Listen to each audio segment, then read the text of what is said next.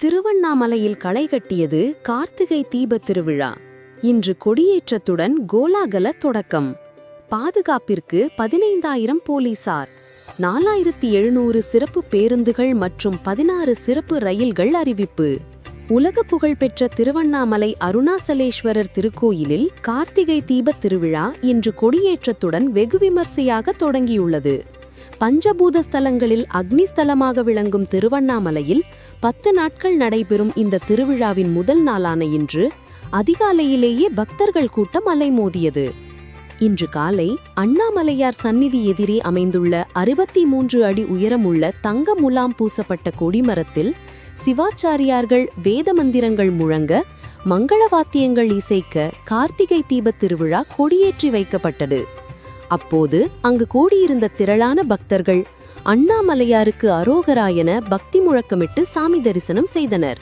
இன்று தொடங்கி 10 நாட்கள் நடைபெறும் இவ்விழாவில் தினமும் காலை மற்றும் இரவில் பஞ்சமூர்த்திகள் வீதி உலா நடைபெற உள்ளது.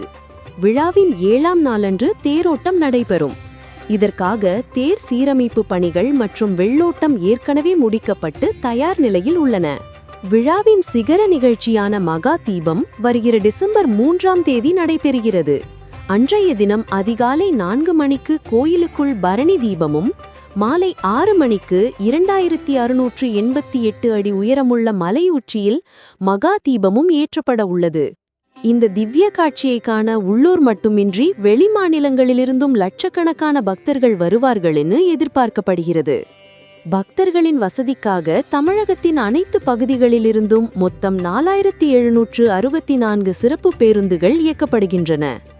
ஏற்கனவே உள்ள 16 ரயில்களுடன் கூடுதலாக 16 சிறப்பு ரயில்களும் ஏற்பாடு செய்யப்பட்டுள்ளன.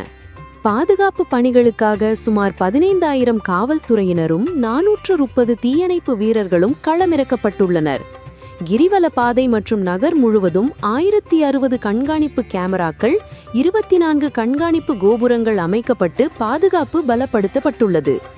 கிரிவல பாதையில் இருந்து ஆக்கிரமிப்புகள் அகற்றப்பட்டு பக்தர்கள் நடந்து செல்ல அடிப்படை வசதிகள் செய்யப்பட்டுள்ளன. மொத்தத்தில் திருவண்ணாமலை நகரமே கார்த்திகை தீபத் திருவிழாவிற்காக விழாக்கோலம் பூண்டுள்ளது என்றே சொல்லலாம்.